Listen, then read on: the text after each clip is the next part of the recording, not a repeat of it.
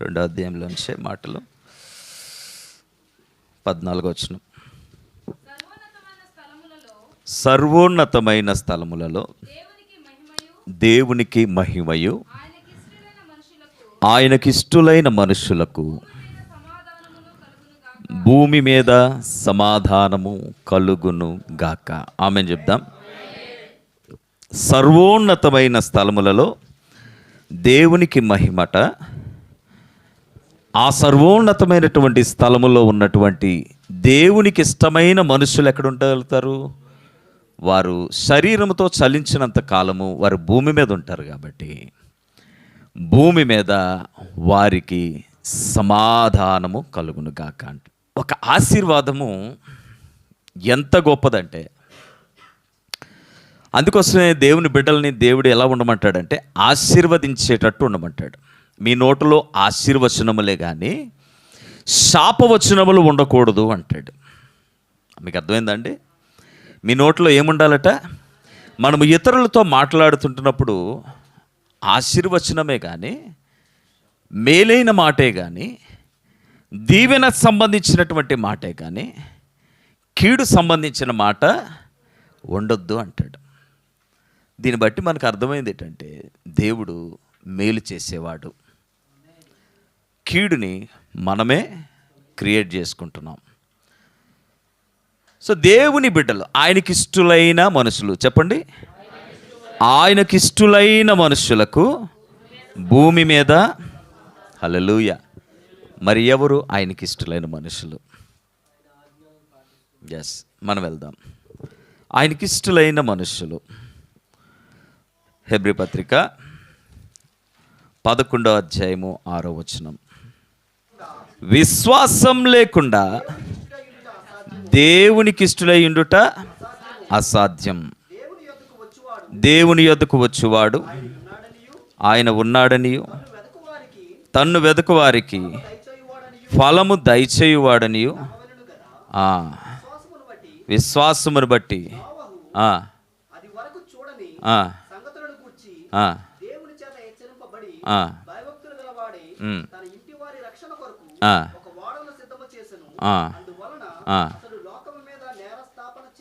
లోకము మీద నేరస్థాపన చేసి విశ్వాసమును బట్టి కలిగేటువంటి నీతికి వారసుడు. నీతి ఏంటి? నీతి ఏంటండి? మనతో ఏదైతే దేవుడు నిబంధన చేసుకుంటున్నాడో ఆ నిబంధనని నెరవేర్చుకోవడం, లేదంటే నెరవేర్చేవాడు నీతిమంతుడు, నెరవేర్పుడు పొందేటువంటి వాడు నీతిమంతుడే. అంటే దేవుని యొక్క దీవెన మనపై ఏముంది? ఇష్టులైన మనుషులకు భూమి మీద ఏముందటండి? సమాధానం. ఇది ఒక ప్రామిస్. మీరందరూ ఇండివిజువల్గా మీరు తీసుకునేటువంటి ప్రామిస్ కంటే కూడా దేవుడు తనకిష్టులైనటువంటి వారికి ఇచ్చేటువంటి ఆ గ్రేట్ ప్రామిస్ ఏంటంటే మీకు సమాధానం కలుగునుగాక. ఆమెన్ చెప్దాం. మీకు సమాధానం. ఎప్పుడు సమాధానం? నాకు ఇష్టులైనప్పుడు, సర్వోన్నతమైనటువంటి స్థలములలో నివాసం ఉండగలిగేటువంటి దేవునికి ఎవరైతే ఇష్టులై ఉంటారో వారికి భూమి మీద సమాధానం కలుగుతుందట. అన్ని విషయాల్లో సమాధానం. ఏ ఏ విషయాల్లో అండి? అన్ని విషయాల్లో సమాధానం. సమాధానం కలిగే స్థలం ఏది? మన మనస్సు, మన హృదయం. సమాధానానికి చోటు ఎక్కడండి? మన మనస్సు, మన హృదయం. సమాధానాన్ని కోల్పోయే స్థలాలు ఏమిటండి? మన మనస్సు, మన హృదయం. ఆ రెండు చెడిని అనుకోండి, సమాధానం ఉండదు. ఆ రెండు బాగున్నాయి అనుకోండి, సమాధానం అక్కడ ఉంది అని అర్థం. దేవుడు అంటాడు, ఆ స్థలాల్లో నేను సమాధానాన్ని స్థిరపరచబోతున్నాను అంటాడు. ఆయనకి ఇష్టలైన వారు ఎవరంట? విశ్వాసము కలిగి నడిచేటువంటి వారు అంటాడు. దేవునికి స్తోత్రం. ఎవరండి ఆయనకి ఇష్టలైన వారు? ఎవరట? విశ్వాసము కలిగి నడుచుకునేటువంటి వారు. దేవునికి విశ్వాసము కలిగి నడుచుకోవడంలో ఇప్పుడు ఒక క్యారెక్టర్ని మనం చదువుకున్నాం. నోవహు కోసం ఒకసారి చదవండి. విశ్వాసమును బట్టి నోవహు అది వరకు చూడని సంగతులను గూర్చి దేవుని చేత హెచ్చరింపబడి భయభక్తులు గలవాడై తన ఇంటి వారి రక్షణ కొరకు ఒక వాడను సిద్ధం చేసుకున్నాడట. దేవునికి స్తోత్రం. హల్లెలూయా. విశ్వాసమును బట్టి అది వరకు చూడనటువంటి చెప్పండి, చూడని సంగతులను గూర్చి దేవుని చేత హెచ్చరింపబడి భయభక్తులు గల్లవాడై, చెప్పండి, ఏం కలిగి ఉన్నాడట? చూడనటువంటి విషయాలకి, నేను చూపించబోతున్నటువంటి వచ్చే స్వరానికి భయభక్తులు చూపిన వాడై తన ఇంటి వారిని రక్షించుకోగలిగేటువంటి ఒక ప్రణాళికలోనికి వెళ్ళిపోయాడు, ఒక పనిలోనికి వెళ్ళిపోయాడు. హల్లెలూయా. దాన్ని విశ్వాసం అంటారు.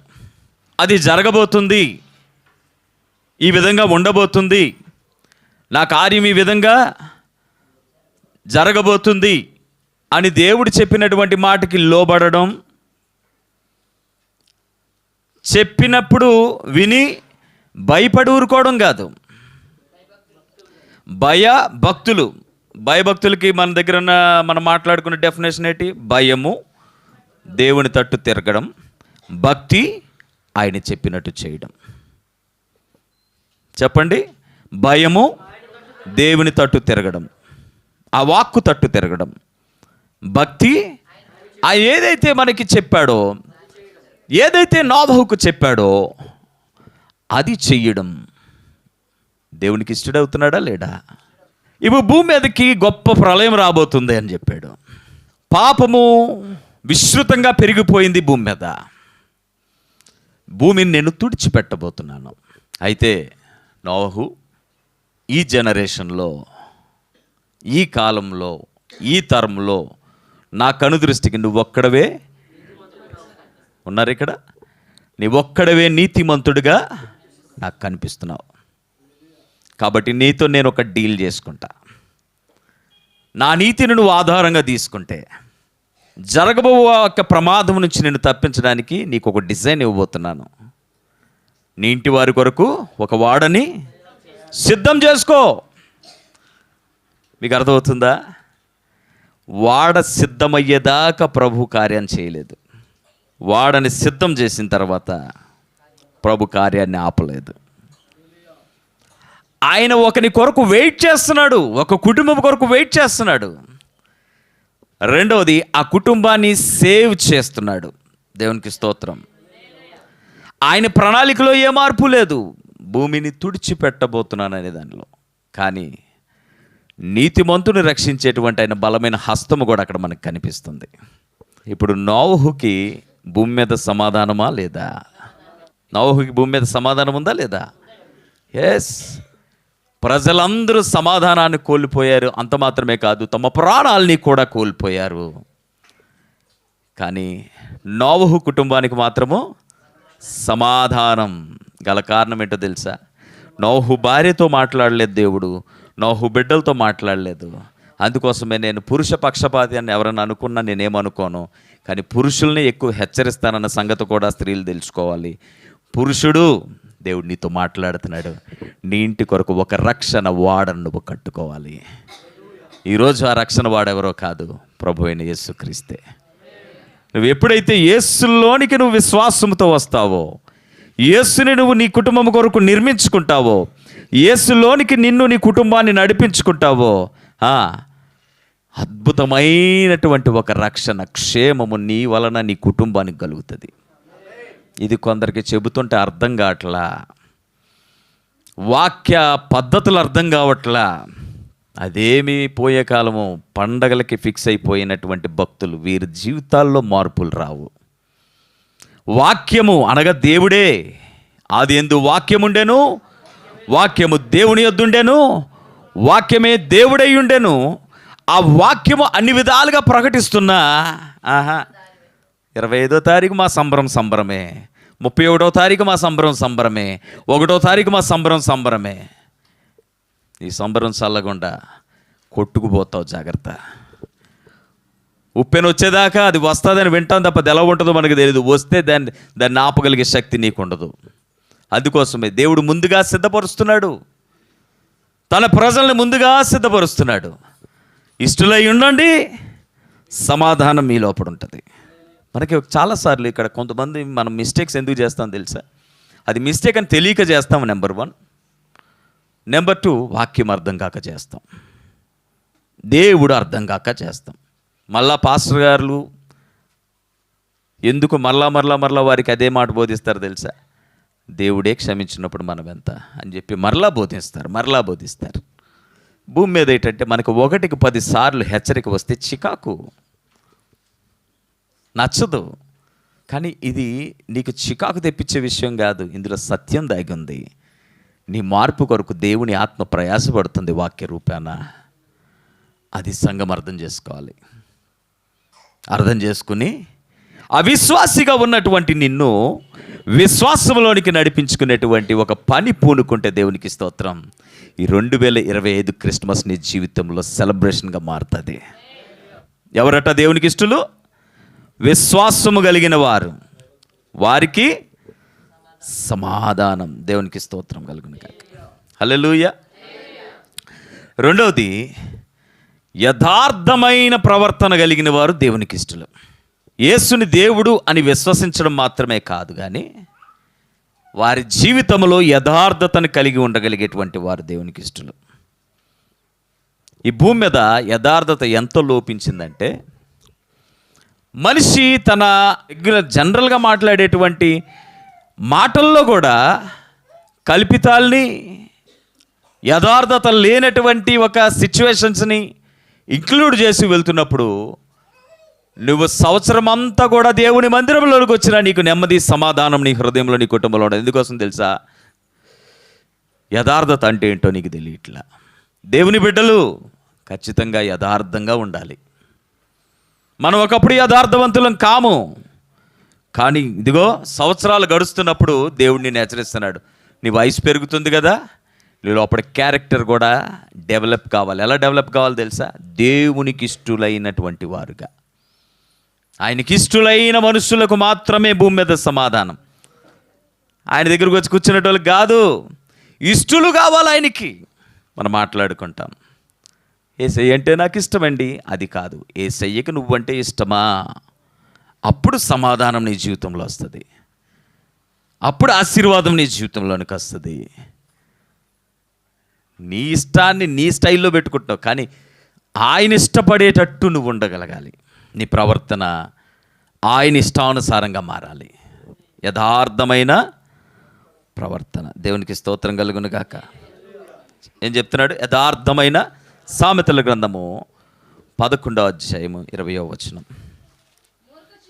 మూర్ఖ చిత్తులు, మరలా చెప్తున్నాను, మూర్ఖ చిత్తులు యెహోవాకు హేయులు, యథార్థముగా ప్రవర్తించువారు. హల్లెలూయా. మూర్ఖ చిత్తులు ఎవరో తెలుసా? ఎంత చెప్పినా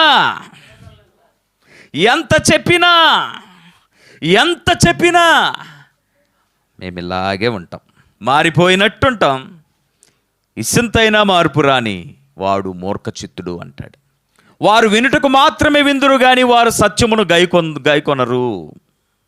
మన ఇంట్లో మాట వినే కుమారుడు ఉంటాడు, మూర్ఖ చిత్తుడైనటువంటి కుమారుడు కూడా ఉంటాడు.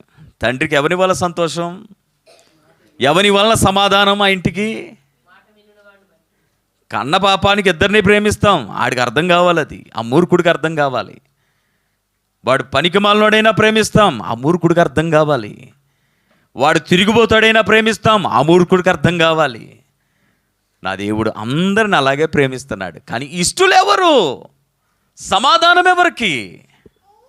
మూర్ఖ చిత్తులు యెహోవాకు హేయులు, యథార్థముగా ప్రవర్తించువారు. అందుకోసమే దావీదు యొక్క యథార్థతను బట్టి దేవుడు దావీదుని ఇష్టపడ్డాడట. ఎంత యథార్థత తెలుసా? నేను పాపం చేశాను అని వెళ్తాడట దేవుని దగ్గరికి. దేవుని దగ్గరికి ఎలా వెళ్తాడు తెలుసా? అయ్యా నేను పాపినయ్యా, నన్ను కడగవా? నా పాపము నేను శుద్ధి చేసుకోలేనంత గొప్పది కదా, నన్ను కడగవా? నీ ఎదుట నీతిమంతులుగా ఉండుట నీకు ఇష్టం కదా, నన్ను కడుగునైనా, నేను నీతో ఉండాలి, నీ ఎదుట ఉండాలి. ఇలా కోరుకునేటువంటి వారికి దేవుడికి ఇష్టలు. ఎవరికి సమాధానం? వారి అపరాధములను పాపములు ఒప్పుకుని విడిచిపెట్టు వారికి భూమి మీద సమాధానం. అంటే యథార్థవంతులు. దేవునికి స్తోత్రం కలుగును గాక. యథార్థవంతులు దేవునికి ఇష్టలు కాబట్టి సౌలు అనేటువంటి ఒక రాజుని ఇశ్రాయేలు జనాంగం మీదకి తీసేసి దావీదు అనేటువంటి ఒక గొర్రెల కాపరిని రాజుగా ఏర్పాటు చేసుకున్నాడు. ఈరోజు నువ్వు యథార్థతను నువ్వు ప్రకటిస్తే దేవుని ఎదుట, నీవు బానిస స్థితిలో ఉన్నా, నీవు లోతట్టు స్థితిలో ఉన్నా, దేవుడు నిన్ను ఉన్నతంగా దావీదును రాజుగా హెచ్చించినటువంటి వాడు నిన్ను హెచ్చించగలడు. ఆయన బలిష్టమైన హస్తముల కింద తగిన సమయంలో ఆయన మిమ్మల్ని హెచ్చించున్నట్లు. ఆమేన్. తగిన సమయంలో. ఎప్పుడు తగిన సమయం అంటే నిన్ను పరీక్షించి చూస్తాడు ఆయన. నీ లోపల యథార్థతను పరీక్షించి చూస్తాడు ఆయన. నీ ప్రవర్తనను పరీక్షించి చూస్తాడు ఆయన. నీ విశ్వాసాన్ని పరీక్షించి చూస్తాడు ఆయన. నీ భక్తిని పరీక్షించి చూస్తాడు ఆయన. ఆయనకు ఓకే అన్నదే తగిన సమయం. ఇంకెప్పుడు అని నువ్వు అడిగేది తగిన సమయం కాదు. దైవజన్మ అర్థమవుతుందండి? ఆయన నిన్ను చూసి ఓకే చేసే సమయమే తగిన సమయం. That is right time. కాబట్టి యథార్థంగా దేవుని సన్నిధిలో మనము నిలిచి ఉండడం మనకి రావాలి. దేవునికి స్తోత్రం కలుగును గాక. మొదటి దినవృత్తాంతములు 29:17 తన యథార్థతను గురించి దావీదు సాక్ష్యం చెప్తాడు. నా దేవా, నీవు హృదయ పరిశోధన చేయుచు యథార్థవంతుల యందు దేవునికి ఏమిష్టమో చూడండి. దావీదు కనుగొంటున్నాడు. దేవుని సన్నిధికి వచ్చావు నువ్వు, దేవుణ్ణి ఆరాధించడానికి వచ్చావు నువ్వు, దేవునికి క్రిస్మస్ అంటే హ్యాపీ బర్త్డే చేయడానికి వచ్చావు నువ్వు. ఆయన బర్త్డే సెలబ్రేషన్ ఎలా కోరుకుంటున్నాడు? క్షమించండి, నలుగురికి అన్నం పెట్టేస్తే అయిపోదండి క్రిస్మస్. నీ ఇల్లు నావలోకి వెళ్ళాలి, పడవలోనికి వెళ్ళాలి, ఆ వాడలోకి వెళ్ళాలి, అప్పుడు క్రిస్మస్. ఇక నచ్చినట్లు నువ్వు డిజైన్ చేస్తే కాదు క్రిస్మస్. క్రిస్మస్కి ఒక ప్యాటర్న్ ఉంది, ఒక సిస్టమ్ ఉంది. ఇప్పుడు దావీదు క్రిస్మస్ చేస్తున్నాడా లేదా? ఏమంటున్నాడు చూడండి. నీవు హృదయ పరిశోధన చేయొచ్చు, యథార్థవంతుల యందు ఇష్టపడుచున్నావని నేను ఎరుగుదును. ఈరోజు నీకు తెలుసా దేవుడు దేన్ని ఇష్టపడుతున్నాడో? నువ్వు ఏం పడితే అది చేసి దేవుని కోసం అంటావేమో, నీకు నచ్చిందంతా చేసి దేవుని కోసం అంటావేమో, జాగ్రత్త. అది నీ బడాయి కోసం తప్ప ఇంకేంటి కాదు. దావీదు అంటున్నాడు, నీకు ఏది ఇష్టమో నేను కనుగొన్నానయ్యా, నీవు యథార్థతను ఇష్టపడువాడు అని నేను ఎరుగుదును. నేనైతే యథార్థ హృదయము గలవాడనై ఇవన్నీ మనపూర్వకంగా ఇచ్చి ఉన్నాను. ఇప్పుడు ఇక్కడ నుండు నీ జనులను నీకు మనపూర్వకంగా ఇచ్చుట చూచి దేవునికి స్తోత్రం. నిజమైన కాపరికి ఎప్పుడు సంతోషం ఉంటుంది తెలుసా అండి? తన మంద కాపరి మాటల్లో వెళుతున్నప్పుడు సంతోషిస్తాడు, కాపరితో వెళ్తున్నప్పుడు సంతోషిస్తాడు. ఈయన ఒక కాపరిగా ఉండి తన ప్రజల కొరకు తన కొరకు ఏమంటే, నేను మనపూర్వకంగా యథార్థంగా ఉన్నాను, అలాగే నా ప్రజలు కూడా అలా ఉండటం చూచి నాకు సంతోషంగా ఉంది నాయన అంటాడు. ఇప్పుడు దావీదు హృదయం సమాధానంగా ఉందా లేదా? తన ప్రజలను బట్టి కనుగొనాలి. మన ప్రధాన కాపరికి ఏమి ఇష్టమో మనమందరం కనుగొనాలి. ఒకవేళ కొంతమంది మీద ఒక కాపరిగా పెడితే నేను కూడా ఆ కాపరికి ఏమి ఇష్టమో నేను కనుగొని నా ప్రజల్ని కూడా నేను అలా సిద్ధపరిచినప్పుడు దేవుడు అంటాడు, మీకు సమాధానం. హల్లెలూయా. మీకు సమాధానం. యథార్థమైన ప్రవర్తనను గూర్చినటువంటి దావీదు సాక్ష్యం. అందుకోసం చక్కటి మాట అంటాడు 15వ అధ్యాయం కీర్తన గ్రంథము, యెహోవా నీ గుడారములో అతిథిగా ఉండదగిన వాడెవడు, నీ పరిశుద్ధ పర్వతం మీద నివసింపదగిన వాడెవడు, యథార్థమైన ప్రవర్తన కలిగి, చెప్పండి, యథార్థమైన ప్రవర్తన కలిగి నీతిని అనుసరించి హృదయపూర్వకంగా నిజం పలుకువాడే. ఎవడు దేవుని మందిరంలో ఉండగలుగుతాడట తెలుసా? ఎవరు దేవుని మందిరంలో సంతోషంగా గడపగలుగుతాడు తెలుసా? ఎవరు దేవుని మందిరంలో దేవుని యొక్క సమాధానాన్ని పొందుకోగలుగుతారు తెలుసా? యథార్థమైన ప్రవర్తన. కుటిలమైన ప్రవర్తన గలవాడు వాడు మోసగాడు, వాడు కుటిల చిత్తుడు అంటది వాక్యం. చూడండి, అట్టివాడు యథార్థమైన ప్రవర్తన లేనివాడు ఎట్టివాడట? 3వ వచనం చదవండి. అట్టివాడు నాలుకతో కొండెమాడుతాడు. యథార్థవంతుడు నాలుకతో కొండెమాడడు. యథార్థవంతుడు కానివాడు ఏం చేస్తాడు? నాలుకతో కొండెములు అంటే ఏంటో తెలుసా? నా ముందు బాగా నటించి నా కోసం నా వెనక మాట్లాడడం, నీ ముందు బాగా నటించి నీ వెనక నీ కోసం మళ్ళీ నీతో రిలేషన్ బాగుండాలి కాబట్టి నీ ముందు బాగా చాలా హంబుల్గా ఉంటారు. నేను దేవుడిని ఎప్పుడు ఏ ప్రశ్న అయినా కానీ ఒక్కటే ప్రశ్న మాత్రం ఉంది. కొంతమంది మొఖాలు స్వరాలు ఎందుకు ప్రభు అలా పెట్టావు? వాళ్ళని చూడంగానే మోసపోయే మొఖాలు, వాళ్ళ స్వరాలు వింటేనే మోసపోతాం. ఎంత అందంగా, ఎంత వినసొంపుగా, ఎంత తేనె పోసినట్టు ఉంటాయి ఆ మొఖాలు కూడా. భూమి మీద ఈడు ఒక్కడేరా మంచోడు అన్నట్టు ఉంటారు. చాలా దూరం వెళ్ళిన తర్వాత అర్థమవుతుంది. కానీ ఇక్కడ ఒక విషయం చెప్పాలి, యథార్థవంతుడు ఎప్పుడు కూడా ఎలా ఉంటాడు తెలుసా? కఠినంగానే కనిపిస్తాడు. అందుకే పెద్దలు కూడా ఒక సామెత అంటారు, కొట్టేటోడే పెడతాడురా అంటారు కదా. యథార్థవంతుడు ఎలా ఉంటాడు తెలుసా? ప్రతి విషయంలో గద్దిస్తూ సరిచేస్తూ ప్రేమిస్తూ ఉంటాడు. ప్రేమించడం అంటే ఏంటో తెలుసా? గద్దిస్తూ సరిచేయడమే ప్రేమ. ఎందుకంటే తోవ తొలగిపోకుండా కాపాడుతాడు. స్కూల్లో ఏ టీచర్ బాగా కొడుతుందో ఆ టీచర్ లెసన్ మాత్రం వాడు ఒళ్ళు దగ్గర పెట్టుకుని చెప్తాడు, అన్నీ కరెక్ట్గా చేసేస్తాడు. అవునా కదా? టీచర్స్ ఉన్నారు ఇక్కడ. స్కూల్లో ఒక టీచర్ అంటే భయం. ఆమె పీరియడ్ వస్తుందనేసరికి స్టూడెంట్ ఎలా ఉంటాడండి? ఆనంద్ గారు ఎలా ఉంటాడండి? ఆడు రాత్రి పడుకోడు, సెల్ ఫోన్ పట్టుకోడు, అన్నం పెట్టని రారా అంటే కూడా రాడు. ఆగమ్మా, రేపు మా ఫలానా టీచర్ పీరియడ్ తాట తీస్తుంది. ఎగ్జామ్లో దేనికి రానంత మార్కులు ఆ లెసన్కి వస్తాయి. ఆ టీచరు లేదంటే ఆ మాస్టర్ ఒక కర్కోటకుడుగా కనిపిస్తూ ఉంటాడు. భయపడతా ఉంటారు. మా చిన్నప్పుడు మా స్కూల్లో కూడా ఒక మ్యాథ్స్ టీచర్ ఒక ఆయన ఉండేటువంటి వాడు. జనరల్గా ఉమ్మొస్తే ఎలా వస్తామండి మనం?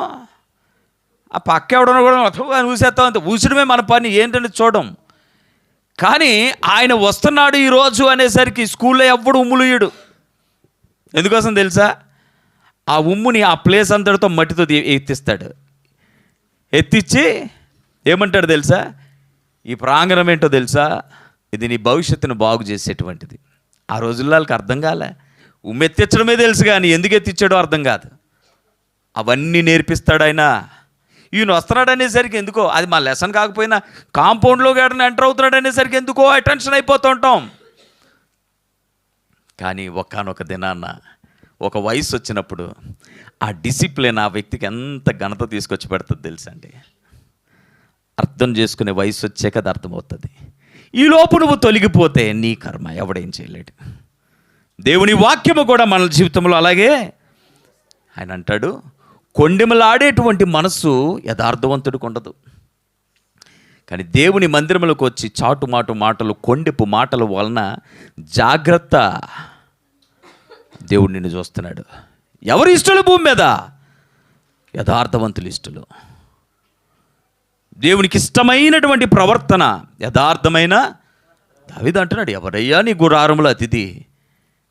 యెహోవా నీ గుడారంలో అతిథిగా ఉండదగిన వాడెవడు, నీ పరిశుద్ధ పర్వతం మీద నివసింపదగిన వాడేవాడు. యథార్థవంతుడే కదా, కొండెములు చెప్పని వాడే కదా.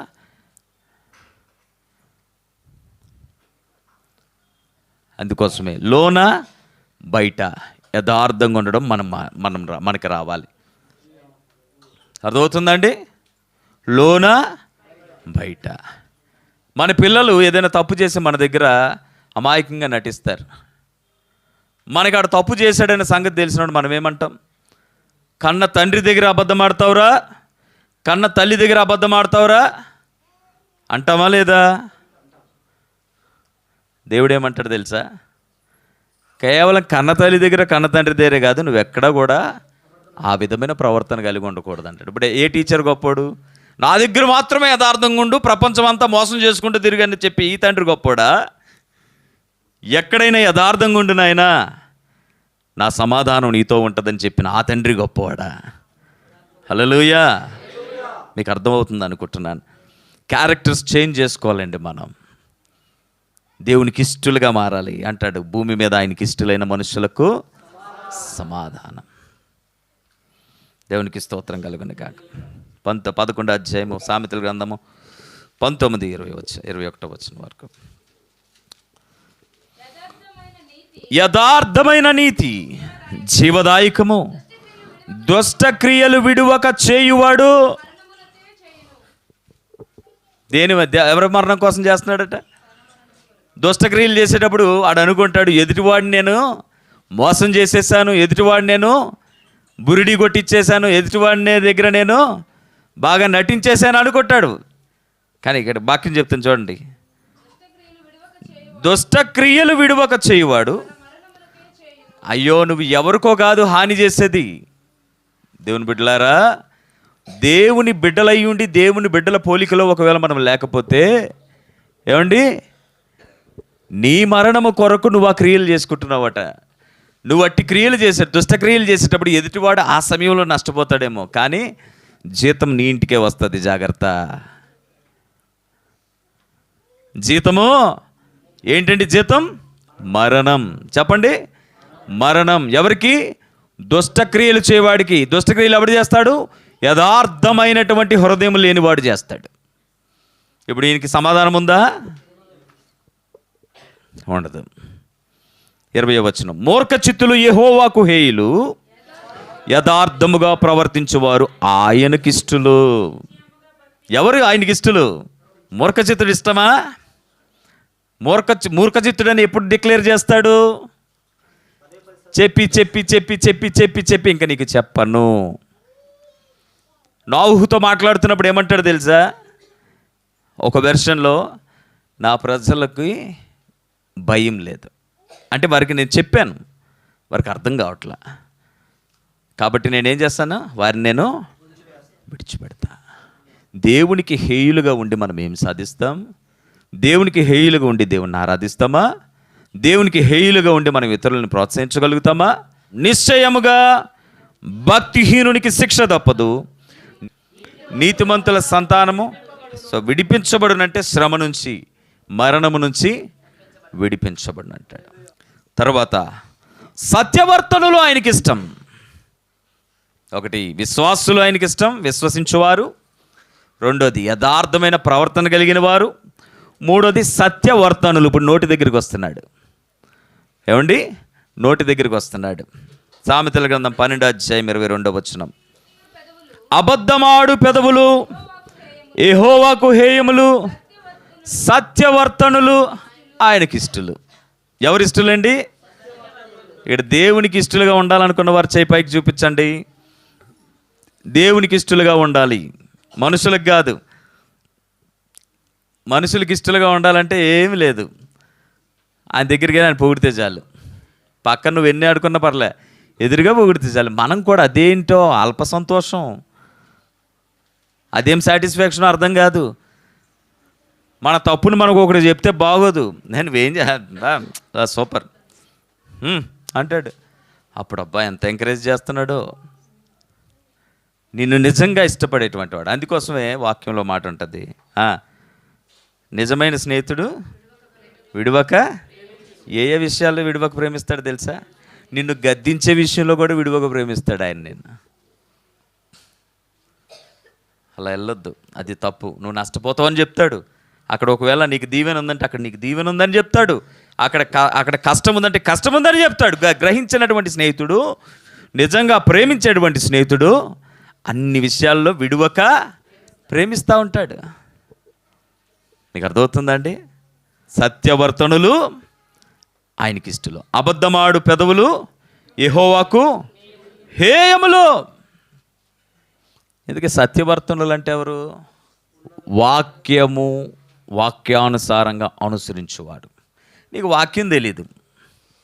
బాప్టిజం తీసుకొని సంవత్సరాలు అయిపోయింది, వాక్యంలో ఏముందో నీకు తెలియదు, ఎలా ప్రవర్తించాలో నీకు తెలియదు. కేవలం మతం మారి వేషం మారితే చాలు అనుకుంటావు, పరలోకం నీదే అనుకునేటువంటి భ్రమలో నువ్వు నీ కుటుంబాన్ని తయారు చేసుకుంటావు. ప్రాక్టీస్ చేయాలి వాక్యాన్ని. ఒక రోజులో అయిపోయే ప్రాసెస్ కాదు అది. చనిపోయే వరకు వాక్యములో ఇంకేముంది అని వెతికి కుటుంబంలో ఉన్నటువంటి దేవునికి అయిష్టమైనటువంటి ప్రతీదీ తీసివేసి దేవునికి ఇష్టమైనది సమస్తం ఒక్కొక్కటి సమకూర్చుకోవాలి. రక్షణ అనేటువంటి ఒక ఇల్లు కట్టుకున్నావు, ఏమండి? వర్షం రాకుండా ఎండ రాకుండా రక్షణ అనేటువంటి ఒక ఇల్లుని కట్టుకున్నావు. ఇల్లు కట్టుకున్నాక ఇంట్లో ఏ సామాను లేదు. నీకు దినములు గడుస్తున్న కొద్దీ ఇంటికి ఒక్కొక్క సామాను నీకు అవసరమని అనిపిస్తుంది.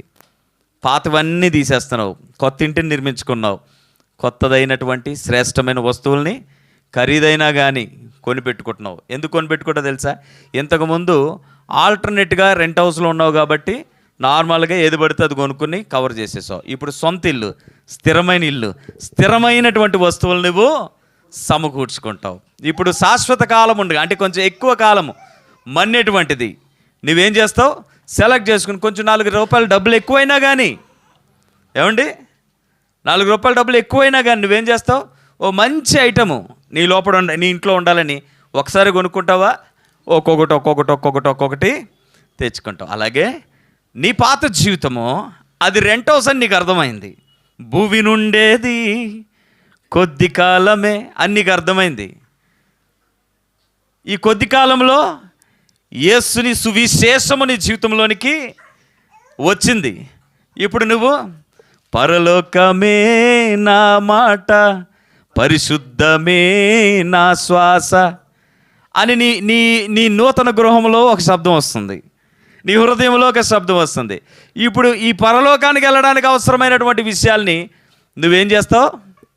నువ్వు ప్రిపేర్ చేసుకుంటూ ఉంటావు. శాశ్వతం ఉండగలిగేటువంటిది ఏది? సత్యమా సత్యమా, అబద్ధమా నిజమా, విశ్వాసమా, యథార్థత లేని జీవితమా? శాశ్వతం ఉండేదేదో నీకు అర్థమైనప్పుడు శాశ్వతం ఉండేదాన్ని నువ్వు తెచ్చుకుంటావు. విశ్వాసం శాశ్వతమైనది, యథార్థత శాశ్వతమైనది, సత్యము పలికేటువంటి నాలుక. హల్లెలూయా, ఉన్నారు ఇక్కడ? సత్యము పలికే ఓ నాలుక యథార్థమైనది. అది భూమి మీద సరైన మన్నన పొందకపోవచ్చు, ఎందుకంటే యథార్థవంతులు లోకానికి విరోధులట. సామెత ఉంది, ఏముంది? యథార్థవాది లోక విరోధి. నువ్వు మనిషి దగ్గర నువ్వు మెచ్చుకుంటా ఉంటుంటే ఆడు నీకు ఫ్రెండ్ అవుతాడు, సర్కిల్ పెరిగిపోతూ ఉంటుంది. ఏం ప్రయోజనం? ఒకరోజు యథార్థమైన వాక్యం చెప్తుంది, ఈ యథార్థత లేనటువంటి నాలుకలన్నీ తుడిచిపెట్టుకోబోతున్నాయి. ఒకవేళ నీ నాలుక కూడా ఆ నాలుకలతో కలిసి నువ్వు పోతావు. దుష్టులు అలాగునుండక గాలి చెదరగొట్టు, ఏమండి, గాలి చెదరగొట్టు పొట్టు వలె నుందురు. నీతిమంతుల సభలో దుష్టులను, న్యాయ విమర్శలో పాపులు నిలువరు. వారందరూ యెహోవాకు హేయులు. మరి యెహోవాకు ఎవరు ఇష్టలు? విశ్వాసముతో దేవుణ్ణి ఆరాధించే వారి ఇష్టలు. ఆయన ప్రణాళికలోనికి వచ్చి ఆయన మాట చొప్పున ముందుగానే నమ్మి తమ కొరకు ఒక రక్షణ వాడను నిర్మించుకున్నటువంటి వారు ఆయనకి ఇష్టలు. ఆ వాడను నిర్మించుకుని అందులో జీవిస్తూ ఉంటున్నప్పుడు వారి యథార్థత ప్రవర్తన వారు కలిగి ఉండేటువంటి వారు దేవునికి ఇష్టలు. అంత మాత్రమే కాదు, సత్యము మాట్లాడేటువంటి వాడు దేవునికి ఇష్టలు. ఏంటి సత్యం? సత్యాన్ని మన కుటుంబాల్లో, మన జీవితాల్లో ఎలా స్థాపించాలి? ఎలాగా? సత్యం అంటే పాస్టర్ గారు ఏంటి సత్యం? వాక్యం అంటుంది, నీ వాక్యమే సత్యం. హల్లెలూయా, నీ వాక్యమే సత్యం. అందుకోసమే మనం ఎక్కడ మాట్లాడినా ఏం చేసినా వాక్యానుసారంగా ఉండాలి. నేను విన్నాను సంఘంలో కొంతమందికి పాటలన్నా వాక్యమన్నా బోరట. పాటలంటే అంటే ఆరాధన వాక్యమే అయితే బోర్ కదా అని నేను విన్నాను. మరి ఏం కావాలి? ఎంటర్టైన్మెంట్ కావాలా నీకు? దేవుణ్ణి ఆరాధించడానికి వచ్చి ఎంటర్టైన్మెంట్ కావాలంటావు నువ్వు? వాక్యం నీకు అర్థం కావట్లేదు, కాబట్టి నీ కుటుంబానికి కూడా అర్థం చేయలేనటువంటి దుష్ట స్థితిలో ఉన్నావు నువ్వు. యేసుప్రభు ఫోటో పెట్టుకుంటే సరిపోయిందా? వాక్యం పెట్టుకుంటే సరిపోయిందా? క్షమించండి, ట్రీ పెట్టుకుంటే సరిపోయిందా? రాత్రి ఆ దైవజనుడు ఏం చెప్పాడండి? ఇంటి పండుగ, ఒంటి పండుగ, పంటి పండుగ, అంతటితో అయిపోయిందా? హృదయముల్లో క్రీస్తుని గూర్చిన పండుగ రావాలి. మొదట నా నీతిని, నా రాజ్యమును వెంబడించుము. నీకేం కావాలి? ఒంటి పండుగ కావాలా? ఇంటి పండుగ కావాలా? పంటి పండుగ కావాలి? నేను ఇస్తాయి, నీ వెనక వస్తాయి, నువ్వు వాటి వెనక పరిగెట్టుకో. అవి వస్తాయి నీ వెనక. కొంచెం కఠినంగా ఉంటే క్షమించండి. ఇది సత్యం, ఇది సత్యం.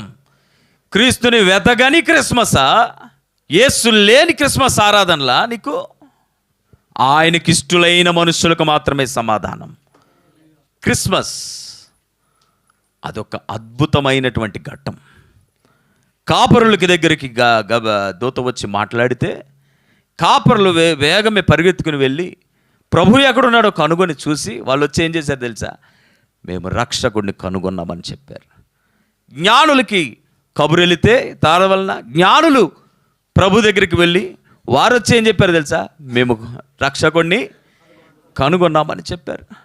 ఒక దయ్యం పట్టినవాడు యేసు వలన విడిపించబడితే అతడు తన గ్రామంలోకి వెళ్ళి మేము రక్షకుడిని కనుగొన్నామని చెప్పాడు. ఒక పాపాత్మురైనటువంటి ఒక స్త్రీ, ఆమె పాపము చేసింది అని ఆమెను నిందించి హతమార్చబోతే ప్రభు యొక్క క్షేమం, ప్రభు యొక్క రక్షణ ఆమె జీవితంలోకి రాగానే మేము రక్షకుడిని కనుగొన్నామని వెళ్ళి చెప్పింది. ఒక సమరయ స్త్రీ యేసుని కనుగొనగానే వెళ్ళి నేను చేసినవన్నీ నాతో చెప్పినవాడు మెస్సయ్య కాదా, ఈయన కాదా రక్షకుడని తన గ్రామంలోనికి వెళ్ళి యేసుని గూర్చి సాక్ష్యం ఇచ్చింది. అయితే ఒక్క విషయం, వీరందరూ సాక్ష్యం ఇచ్చేటప్పుడు వారు మారకుండా సాక్ష్యం ఇవ్వలేదు. వారి జీవితములు పరిశుద్ధపరచబడకుండా సాక్ష్యం ఇవ్వలేదు. వారి జీవితములు దేవుని యొక్క వాక్యము ద్వారా ఒత్తగబడకుండా సాక్ష్యం ఇవ్వలేదు. వారి జీవితంలో లోబడేటువంటి విధేయత రాకుండా సాక్ష్యం ఇవ్వలేదు. వాళ్ళు సాక్ష్యం ఇచ్చినప్పుడు వారి బ్రతుకులు మారి సాక్ష్యం ఇచ్చారు. ఈరోజు మనం అందరం అన్యజనులకు సువార్త అంటాం, మన బతుకులు ఎంత మారినాయి. అందుకోసం నేనంట, మొదట నీకు నీ కుటుంబానికి రక్షణ అనే వాడుందా? అందులో అందరూ వచ్చారా? నీ కొడుకు అక్కడ బలాదురు తిరుగుతున్నాడా వాడలోకి రాకుండా? నువ్వు మాత్రమే వాడలో ఉండి ఎదురు చూస్తున్నావా? నీ వాళ్ళు పిలవలో కానీ అయ్యా రండి వచ్చేయండి అని జనసమూహాన్ని పిలుస్తావా? చాలామందికి అర్థం కావట్లే, సరిగ్గా తీసుకోవట్లే, వాక్యానుసారంగా వారి జీవితాన్ని మార్చుకోవట్లే. అయ్యో యేసు వచ్చి మన కొరకు చనిపోయాడండి, మన పాపాల కొరకు, మన అపరాధాల కొరకు ఆయన చనిపోయాడండి. అన్యజనుల ఆటపాటలు ఇంకా చాలు అంటాడు ఎఫెసీ పత్రికలో. వారితో కలిసి నడిచినటువంటి కాలం ఇంకా చాలు అంటాడు. మీరు క్రీస్తు వలన నూతనముగా, క్రీస్తుతో పాటు అపరాధముల చేత, పాపముల చేత మీరు సమాధిలో ఉన్నప్పుడు క్రీస్తు వలన మీరు బయటకు వచ్చారయ్యా అని చెబుతాడు. కొరింథీ పత్రికలో అంటాడు, కాగా ఎవడైనా క్రీస్తునందు ఉన్నాడులా వాడు నూతన సృష్టి, పాతవి ఇంకా లేవంటాడు.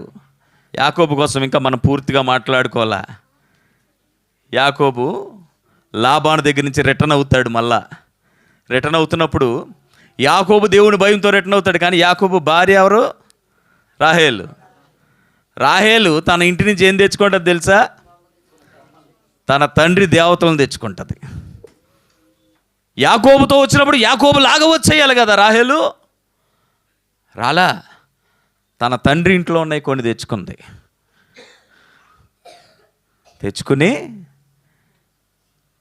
ఒక చోట వాళ్ళు వెళ్ళిపోయారని తండ్రికి, లాభానికి తెలిసినప్పుడు, నేను ఇప్పుడు వాక్యం చూపించను, సబ్జెక్ట్ అది కాదు, జస్ట్ మీకు యథార్థత సత్యవర్తనల కోసం నేను చెప్తున్నా.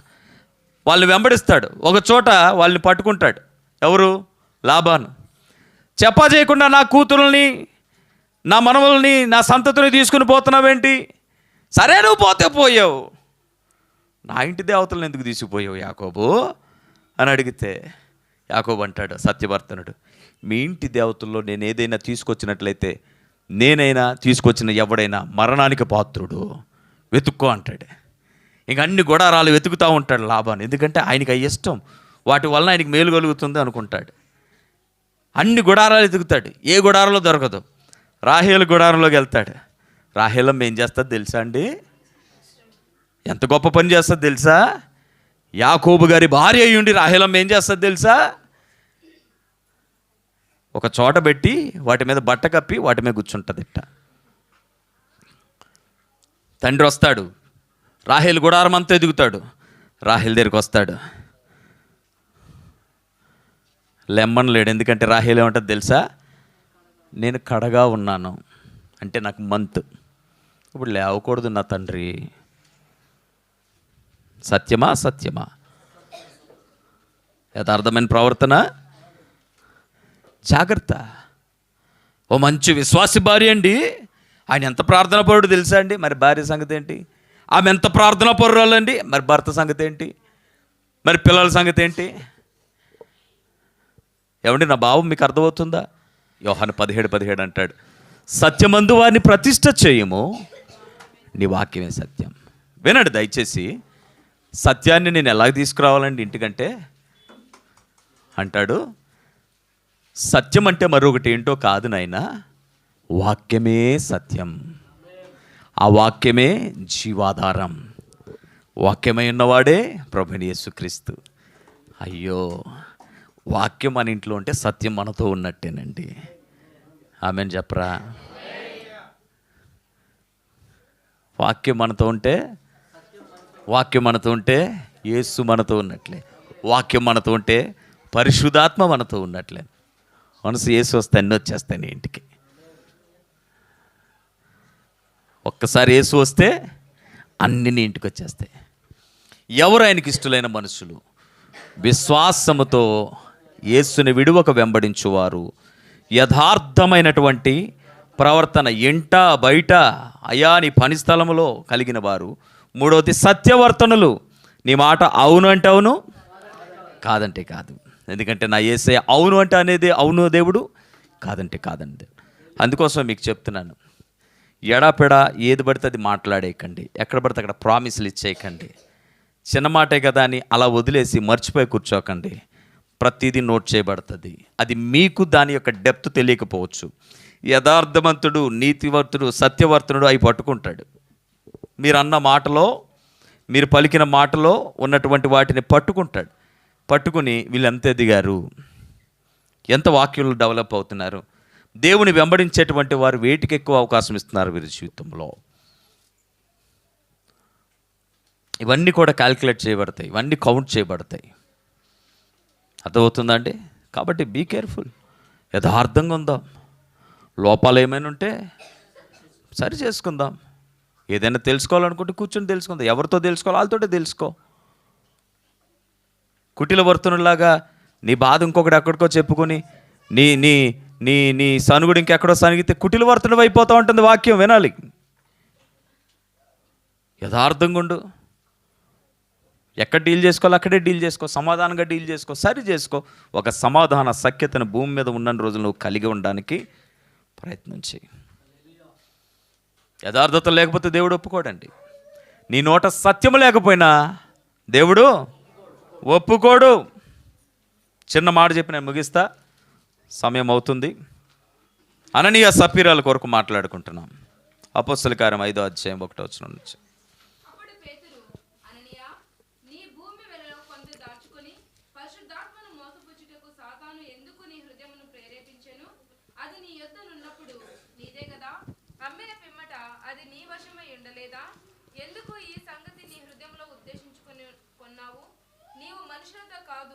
దేవునితోనే అబద్ధమాడితివని చెప్పాను. అననీయ ఈ మాటలు వినుచునే ప్రాణము విడువగా వినిన వారందరికీ మిగిలిన భయము కలిగెను. చూడండి, కొంత వేళ నీ దగ్గర ఉన్నప్పుడు మొత్తం తెచ్చానని ఎందుకు మాట్లాడావు? కొంత తెచ్చానంటే ఏం పోయింది? ఇక్కడ పాయింట్ ఏంటి? సత్యం. చెప్పండి, నోటి మాట సత్యం. నువ్వు కొంత తెచ్చావు, కొద్దిగా తెచ్చానయ్యా.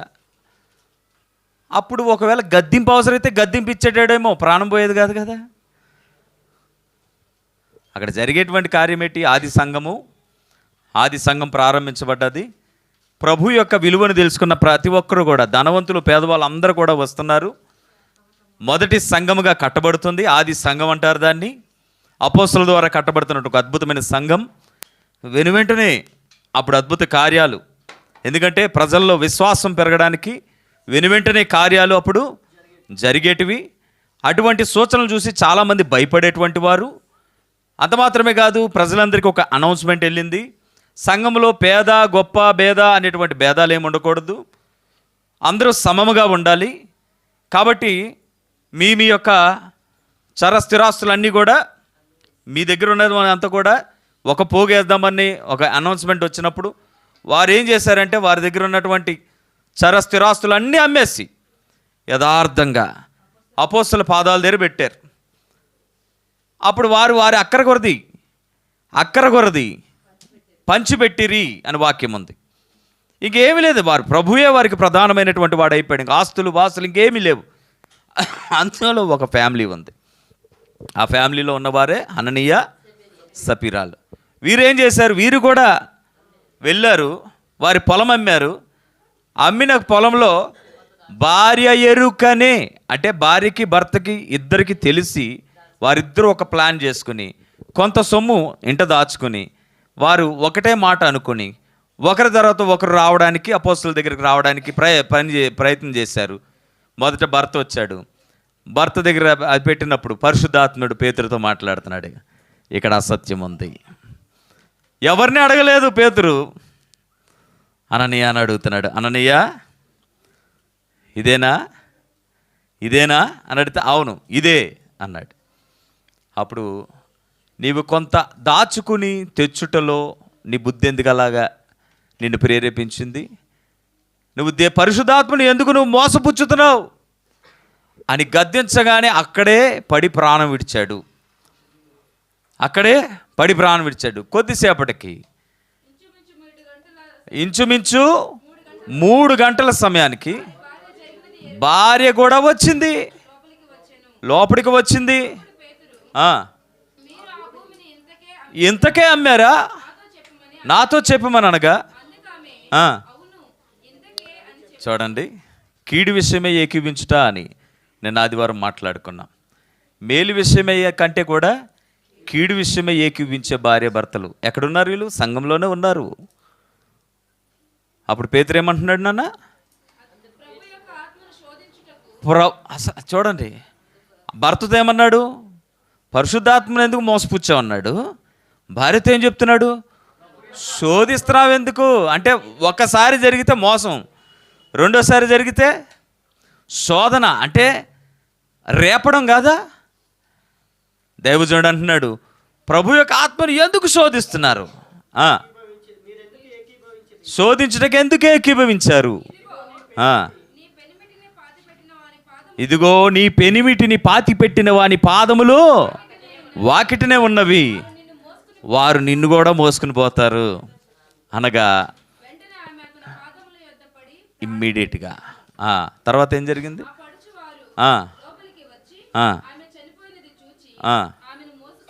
మోసుకుని పోయారు, పాతిపెట్టిరి. సంఘం అంతటికి ఇప్పుడు భయం కలిగింది. ఇది జరిగిన సంఘటన. ఇప్పుడు కృపాయుగము, కృపాకాలం మనకు నడుస్తుంది. ఇప్పుడు అందరూ ఒకసారి పెట్టలుగా రాలిపోయే అవకాశం రాబోతుంది. అర్థం కాదులే. ఏం లోపించింది? నువ్వు ఇచ్చే దాంట్లో తక్కువ వచ్చిందా? కాదే. అలా అంటే ఒక పేద విధవరాలు తెచ్చిన 2 కాసుల్ని దేవుడు ఎంతో గొప్పగా చెప్పాడే, అది కాదు తక్కువ వచ్చింది. నీ లోపల సత్యము లోపించింది, అబద్ధము సంఘంలోనికి తీసుకొచ్చావు, యథార్థత లేని మోసాన్ని సంఘంలోనికి తీసుకొచ్చావు, విశ్వాసము లేని అవిశ్వాసాన్ని నువ్వు సంఘంలోకి తీసుకొస్తే ఎందుకంటాడు, వాడు తన మరణము కొరకే కీడు చేయుచున్నాడు. ఉన్నారు ఇక్కడ వాక్యం ఎంతమంది అంటున్నారు? వినాలి. వాడు తన మరణము కొరకే దుష్టకార్యములు చేస్తున్నాడు, మూర్ఖచిత్తుడిగా ఉంటున్నాడు అంటున్నాడు. ఎన్నిసార్లు గద్దించినను విననాలని వాడికి హఠాత్తుగా ఏమొస్తుందట? గద్దించాడు వద్దన్నాడు, గద్దించాడంటే గద్దించింది ఎందుకంటే మానేమని కాదు.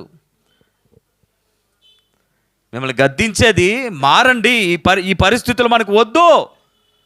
ఒక దినమున మనం హఠాత్తుగా ఎదుర్కోబోయేటువంటి ఆ పనిష్మెంట్ మనం తట్టుకోలేం. మనం మారుదాం. నేను మారనంటే నేనేమంటానంటే అప్పుడు అంటాను, నీకు మారడం రాకపోతే మానడం అన్నా చెయ్యి. ఎందుకంటే నీ వలన ఇంకొక వ్యక్తి భ్రష్టుడు కాకుండా బతికిపోతాడు. అది నా భావం. నీకు అది అర్థం కాకుండా మానేమన్నాడు అంటే నీకు మానేమన్నాడు అనేదే చెప్తా తప్ప ఎందుకు మానమన్నాడు, ఎందుకు చేయొద్దు అన్నాడు, ఇది కూడా నువ్వు తెలుసుకోవాలి కదా.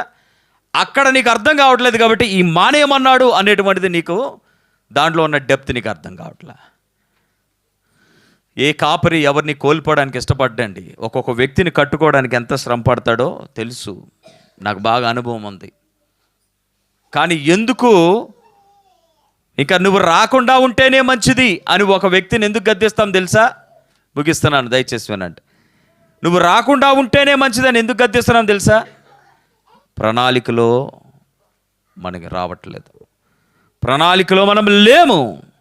నువ్వు ప్రణాళికలో లేకుండా చర్చిలోకి వచ్చి నీ బ్యాడ్ స్పిరిట్ని ఇన్ఫ్లుయెన్స్ చేస్తున్నావు. నువ్వెంత గొప్పవాడైనా దేవుడికి క్షమించడు, సహించడు, అంగీకరించడు. పదే పదే పదే పదే హెచ్చరిక వస్తున్నా, నేను ఇలాగే ఉంటానంటే హఠాత్తుగా ఒకరోజు మరణం రాబోతుంది, జాగ్రత్త. హఠాత్తుగా ఒకరోజు మరణం రాబోతుంది, జాగ్రత్త.